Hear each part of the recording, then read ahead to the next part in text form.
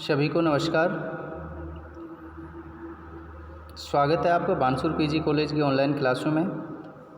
प्रिय विद्यार्थियों, आप सभी को नए सत्र की प्रारंभ क्लास में आप सभी का स्वागत है। कोरोना महामारी के चलते हुए महाविद्यालय ने ये निर्णय लिया है कि जब तक लॉकडाउन नहीं खुल जाता तब तक हम विद्यार्थियों के हित को देखते हुए ऑनलाइन क्लासों की व्यवस्था करें। तो विद्यार्थी हित को देखते हुए आपके लिए ऑनलाइन क्लासों की व्यवस्था की गई है। जो विद्यार्थी एमए प्रीवियस से एमए फाइनल में प्रमोट हुए हैं, उनकी जो कक्षाएं हैं वो सुचारू रूप से चल सकें, इसके लिए ये व्यवस्थाएं रखी गई हैं।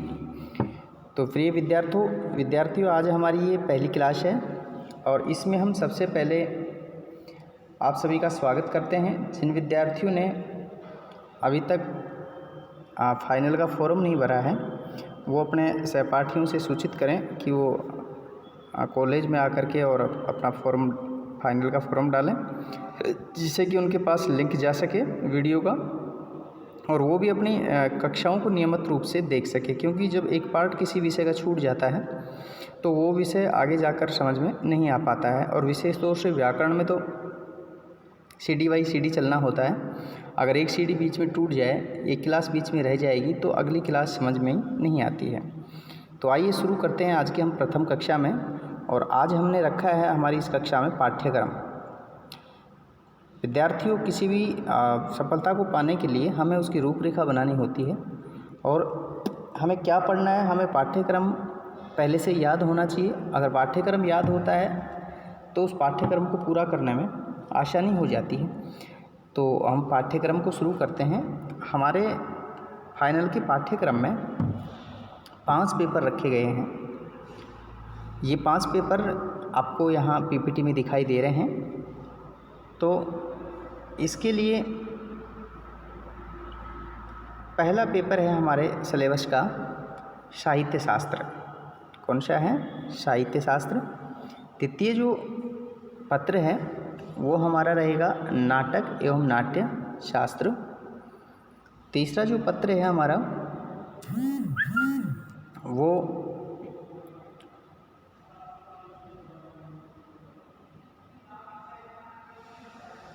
कवि विशिष्ट का अध्ययन। इसमें 3 कवि रखे गए हैं सिलेबस में, एक कालिदास, एक माघ और एक भाष्य। तो प्राय हम कालिदास को ही सेलेक्ट करते हैं, क्योंकि कालिदास की जो बुकें हैं हम first year BA, second year BA और थर्ड ईयर बीए में पढ़ते आए हैं। इसलिए इसमें हम कालिदास का विशिष्ट अध्ययन करेंगे। कालिदास के जितने भी ग्रंथ हैं उनका इसमें अध्ययन होगा। चौथा जो हमारा पेपर है वो है व्याकरण एवं निबंध। इसमें 20 नंबर का तो निबंध आता है और बाकी व्याकरण आती है। 5वां जो पेपर है ये हमारा है प्राचीन संस्कृत साहित्य। तो विद्यार्थियों, ये हमारे एमए फाइनल में ये 5 पेपर चलते हैं और जिसका हमें कंटिन्यू, अगर हम अभी से क्लासेस शुरू करेंगे, कंटिन्यू आप लेते रहेंगे क्लासों को, तो लास्ट तक हमारा सिलेबस टाइम से पूरा हो जाएगा। अब ये तो हो गए हमारे पेपर। ये जो पेपर है, प्रत्येक पेपर जो है वो 100 मार्क्स का होता है। कितने मार्क्स का होता है? 100 मार्क्स का। यानी कुल मिला के हमारे एमए फाइनल में 500 मार्क्स के पेपर होने हैं। प्रत्येक पेपर 100 नंबर का है। तो इसमें हमें इस सिलेबस को अच्छे से ध्यान में रखते हुए और अध्ययन को जारी रखना है।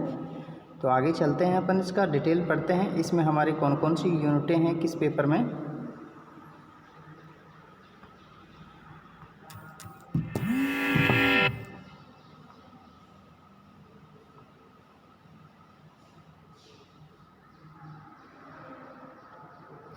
पहला जो पेपर है वो साहित्य शास्त्र। विद्यार्थियों, इसमें जो है 3 बुकें रखी गई हैं पहले पेपर में, साहित्य शास्त्र के पेपर में, जो आपको यहाँ स्क्रीन पे दिखाई दे रही होंगी। पहली बुक है काव्य प्रकाश। अब काव्य प्रकाश काफ़ी बड़ा ग्रंथ है, तो इसमें 1 से और 8 उल्लास हमारे सिलेबस में चलेंगे। कितने चलेंगे? 1 से 8 उल्लास तक। और इसमें भी जो 7वां उल्लास है, उस 7वें उल्लास में सिर्फ रसदोष मात्र वृत्ति पढ़नी है, उसमें पूरा 7वां उल्लास नहीं पढ़ना है। तो काव्य प्रकाश में हमें 1 से 8 तक के उल्लास का अध्ययन करना है। अगर आप बुक खरीदते हैं तो उसमें भी ध्यान रखें कि हमें 1 से 8 तक को तो लाना ही लाना है। अगर पूरी बुक खरीदते हैं तो अच्छा है, आगे कंपटीशन में भी काम आ सकती हैं। और ये जो 1 से 8 उल्लास है काव्य प्रकाश के, ये 50 नंबर के हैं, यानी कि 50 नंबर के हमारी परीक्षा में इसमें से क्वेश्चन पूछे जाएंगे।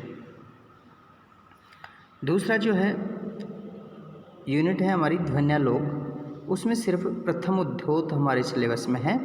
और ये जो प्रथम उद्योत है ये 25 अंक का रखा गया है। तीसरा जो है वक्रोक्ति जीवितम नामक यूनिट है, जिसमें प्रथम उन्मेष हमें पढ़ना है।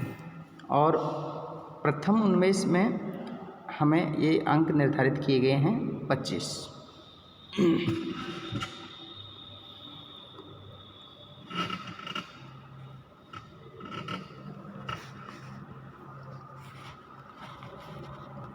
तो ये हमारे इस पेपर में 3 यूनिट हो गई। और 3 यूनिटों में पहली काव्य प्रकाश, दूसरी ध्वन्यालोक और तीसरी वक्रोक्ति जीवितम। इनका ये चीज़ ज़रूर ध्यान रखें, आप इस सिलेबस को उतार लें कि काव्य प्रकाश का 1 से 8 उल्लास चलेगा, ध्वन्यालोक का प्रथम उद्योत और वक्रोक्ति जीवितम का प्रथम उन्मेष चलेगा। अब इनकी डिटेल्स अपन देखते हैं कि किस में से क्या क्या पूछा जाएगा। तो सबसे पहले हम काव्य प्रकाश की बात करते हैं। इसमें परीक्षाओं में 4 कारिकाएँ आपको दी जाएंगी, जिनमें से आपकी 2 की व्याख्या करनी है। और प्रत्येक व्याख्या कितने कितने नंबर की होगी? 15-15 नंबर की होगी। कुल मिला के 30 नंबर की तो इसमें से हमें व्याख्याएँ तैयार करनी हैं। और ये जो वृत्ति भाग है, इसमें से 2 उदाहरण देंगे, जिसमें से एक की संस्कृत में व्याख्या करनी है, वो 10 नंबर की होगी। 2 प्रश्न दिए जाएंगे, जिसमें से एक क्वेश्चन का आंसर हमें देना है, वो 10 नंबर का होगा। यानी कि कुल मिला के 30 + 10 + 10 बराबर 50। तो ये इतना अगर आप सिलेबस में आप अच्छे से इस डिटेल को उतार के रखते हैं तो आपको ये पढ़ने में आसानी होगी कि हमें कितने नंबर की व्याख्याएँ और किस हिसाब से कितने अंकों की आ रही हैं, उसी हिसाब से हम अध्ययन को आगे सुचारू रखें। अब दूसरी यूनिट की बात करते हैं विद्यार्थियों, ध्वन्यालोक। ध्वन्यालोक में व्याख्या की पार्ट की अगर अपन बात करते हैं तो 4 कारिकाएँ दी जाएंगी, जिसमें से हमें 2 की व्याख्या करनी है और उन 2 में से एक की हमें संस्कृत में व्याख्या करनी है। कुल मिला के दोनों जो व्याख्याएँ हैं 10 + 10 बराबर 20 अंक की हो जाती हैं। इसके बाद इसमें 2 टिप्पणियाँ आती हैं, 2 में से एक का हमें विवेचन करना है और वो टिप्पणी आएगी 5 अंक की। तो ये 5 अंक की हमारी हो गई टिप्पणी इसमें। तो इस प्रकार से ध्वन्यालोक कुल मिला के 20 और 5 25 अंक की हो जाती है।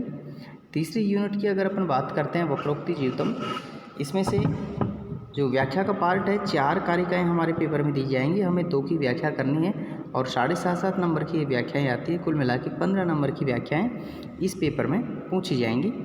और 2 प्रश्नों में से एक प्रश्न का उत्तर देना है, वो एक क्वेश्चन जो आएगा वो आएगा 10 नंबर का। इस प्रकार से कुल मिला के हमारा जो ये पूरा सिलेबस है ये 100 अंक का हो जाता है। तो विद्यार्थियों, ये था हमारा पहला पेपर साहित्य शास्त्र, जिसमें किस प्रकार से परीक्षा में इसका क्वेश्चन पूछे जाएंगे, व्याख्याएँ कौन कौन सी उसमें से पूछी जाएंगी, वो कितने अंक की होंगी, ये सारा आपको बताया गया है। तो इसको आप अपनी नोटबुक में उतार लें, जिससे कि आगे अध्ययन करने में दिक्कत नहीं आएगी। अब चलते हैं हम नेक्स्ट पेज पे या नेक्स्ट उस पे।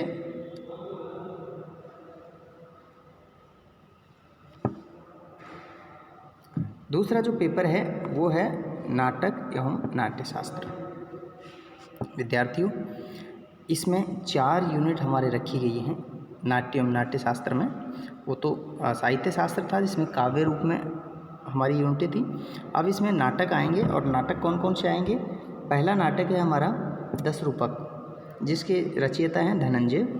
इसमें से प्रथम, द्वितीय और चौथा प्रकाश, यानी 3 प्रकाश, ये प्रकाशों में बटा हुआ है। छोटे क्वेश्चनों में ध्यान रखें कौन सी बुक किस में बटी हुई है। धनंजय के 10 रूपक में से 3 हमें प्रकाश तैयार करने हैं और वो 3 प्रकाश होंगे 35 अंक के। वेणी सनार है वो कंप्लीट आएगी, भट्ट नारायण की रचना है और ये 20 अंक की है। उत्तर रामचरितमानस जो बहुगीति की रचना है ये 35 अंक की हमारे सिलेबस में रखी गई है। और पाश्चात्य काव्य शास्त्र का इतिहास है, इसमें क्वेश्चन पूछे जाएंगे 10 अंक के, जिसमें विरेचन सिद्धांत, अनुकरण का सिद्धांत, अरस्तु का सिद्धांत, उदारीकरण और अभिव्यक्तिवाद पे क्वेश्चन पूछे जाएंगे 10 नंबर के। कुल मिला के ये 100 नंबर का पेपर होता है इस प्रकार से। अब बात करते हैं कि परीक्षा में किस प्रकार से इसमें क्या क्या आने वाला है। तो जो 10 रूपक है इसमें से 4 कारिकाएँ में से एक की व्याख्या संस्कृत में एवं एक की हिंदी में, यानी कि 4 देंगे, हमें परीक्षा में 2 की व्याख्या करनी है। तो तात्पर्य ये होगा 2 व्याख्याएँ आएंगी इसमें से और कितने नंबर की हो गई, 20 नंबर की, यानी एक व्याख्या 10 नंबर।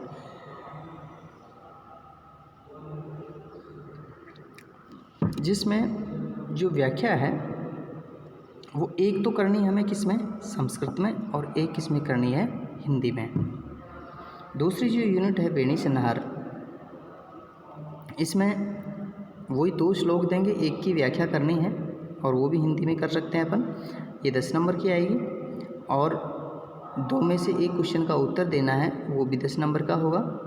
और कुल मिला के 10 और 10 20 अंक हो जाते हैं अपने इस बुक के। ये 10 नंबर के क्वेश्चन पूछे जाएंगे और 10 नंबर की इसमें से एक व्याख्या आएगी।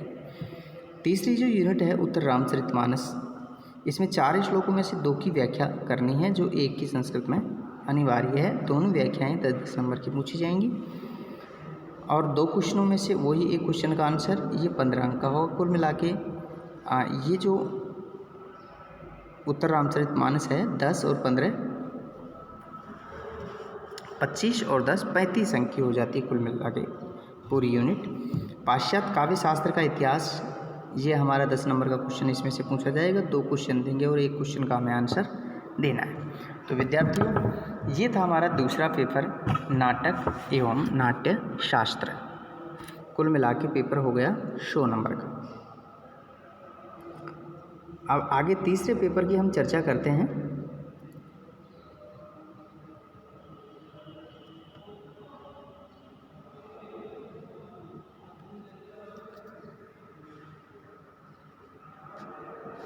तीसरा पेपर है कवि विशिष्ट का अध्ययन।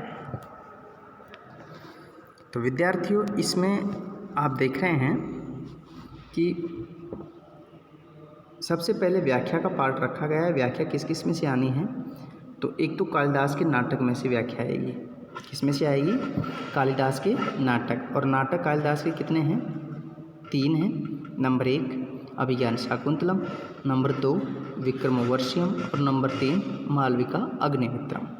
हम कवि विशिष्ट में कालिदास का अध्ययन कर रहे हैं, इसलिए कालिदास का ही हम यहाँ सिलेबस आपको दिखा रहे हैं।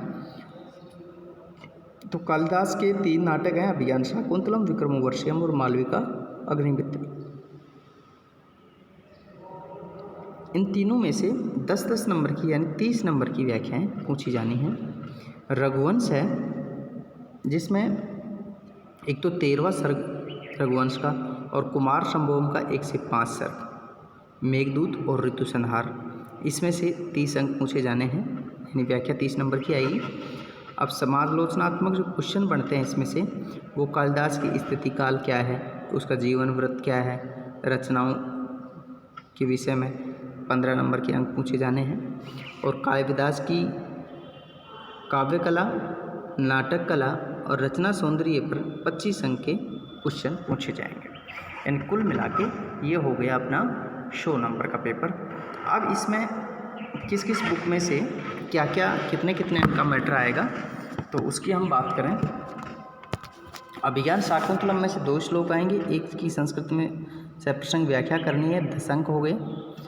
विक्रमोर्वशीयम में जो 2 श्लोक हैं इनमें से एक की सप्रसंग व्याख्या करनी है, ये भी 10 नंबर की है। मालविका अग्निमित्रम में भी वही 2 दे करके एक की व्याख्या पूछेगा, 10 नंबर, यानी कुल मिला के 30 नंबर का व्याख्या का पार्ट नाटक में से है। तो ध्यान देने की बात यहाँ ये है कि अकेले नाटकों में से 30 नंबर का पेपर आने वाला है और महाकाव्य और खंड काव्य में से कुल मिला के 30 नंबर का मैटर बनता है। तो नाटकों पे हमें ज़्यादा फोकस रखना है, और नाटक, एक नाटक तो हमारे चलता ही है इसमें, जो हमने अभी थर्ड ईयर में पढ़ा था। अब हम बात करते हैं रघुवंशम की। तो रघुवंशम में से 2 श्लोकों में से एक की व्याख्या करनी है, ये भी 10 नंबर की व्याख्या आएगी। और रघुवंश, कुमार संभव और मेघदूत, सब में से जो व्याख्याएँ आएंगी 10-10 नंबर की, यानी कि 1, 2, 3, 4, 5, 6 और 7 व्याख्याएँ पूछी, 6 व्याख्याएँ पूछी जाएंगी, और 6 व्याख्याएँ 10-10 नंबर की होंगी। बुकें कौन कौन सी होंगी? अभिज्ञान शाकुंतलम में से, विक्रमोर्वशीयम में से, मालविकाग्निमित्रम, रघुवंशम और कुमार संभवम और मेघदूत, इन 6 बुकों में से 6 व्याख्याएँ हमें करनी है सप्रसंग, जो कि 60 अंक की होती है। अब व्यक्तित्व और कृतित्व पर 2 क्वेश्चन देंगे, जिसमें से एक का हमें आंसर देना है। एक क्वेश्चन होगा 15 अंक का।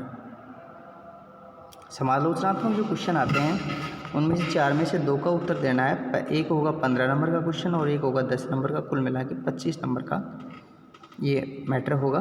और पूरा अगर अपन योग करते हैं तो ये 100 नंबर का पेपर हमारा बनता है, कवि विशिष्ट का अध्ययन।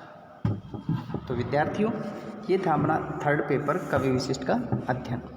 अब हम चर्चा करेंगे 4थे पेपर की, कि इसमें कौन कौन सा सिलेबस है।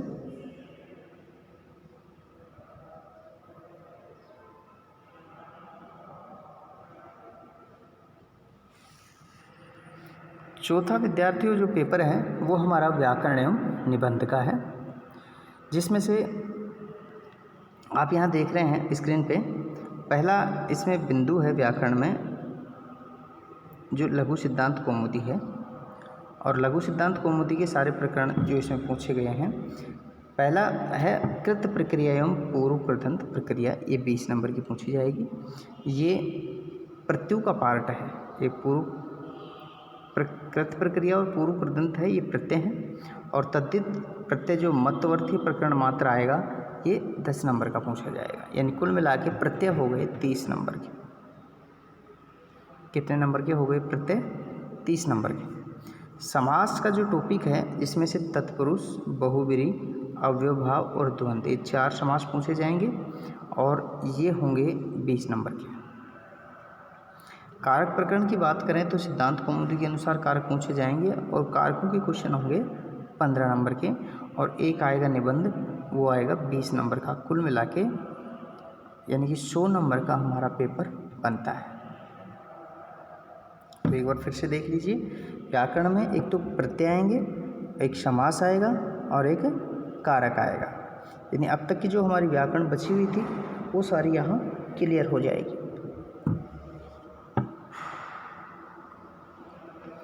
आगे बात करते हैं अपन 5th पेपर की।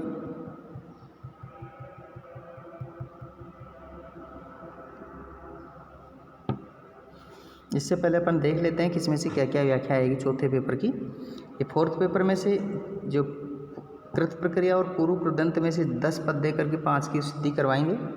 तद्धित में से 8 पद देंगे, 4 की सिद्धि करवाएंगे 10 अंक की। समास में से 10 दे करके 5 पूछेंगे, कितने अंक? 20 अंक। कारकों में 6 में से 3 की साधारण व्याख्या करनी है, 15 अंक। और महाभाष्य में 2 में से 1 प्रश्न हल करना है, 15 अंक का।